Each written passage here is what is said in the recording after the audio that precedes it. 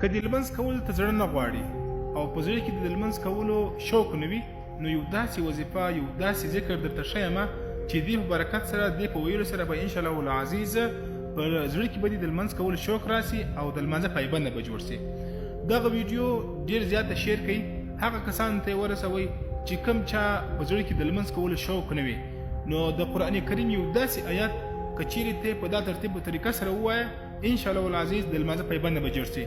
لمونځ چې دی هغه یو ډېر اهم عبادت دی، هغه د اسلام د ارکانو څخه یو ډېر غټ رکن دی چې کوم څوک لمونځ نه کوي د هغه دین نامکمله دی. حضرت عمر رضی الله عنه فرمایي وایي کوم څوک چې لمونځ نه کوي هغه دی د مسلمانانو په مجلس ته نه راځي. هغه دعا، هغه ذکر داسې دا د قرآن کریم یو آیات دی، بسم الله الرحمن الرحیم، رب اجعلني مقیم الصلاة ومن ذریتی ربنا وتقبل دعاء. دغه آیات د هر لمانځه نه بعد او د هر لمانځه نه مخکې، د هر لمانځه بعد او د هر لمانځه مخکې لس وارې وایه، یا که په ورځ کې وخت درته میلاو سو 100 وارې ضرور سره وایه.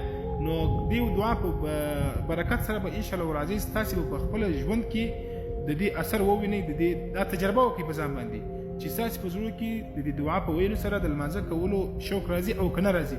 نو دغه ویډیو ضرور درسره شیر کړئ چې نور مسلمانانو ته هم ورسیږي.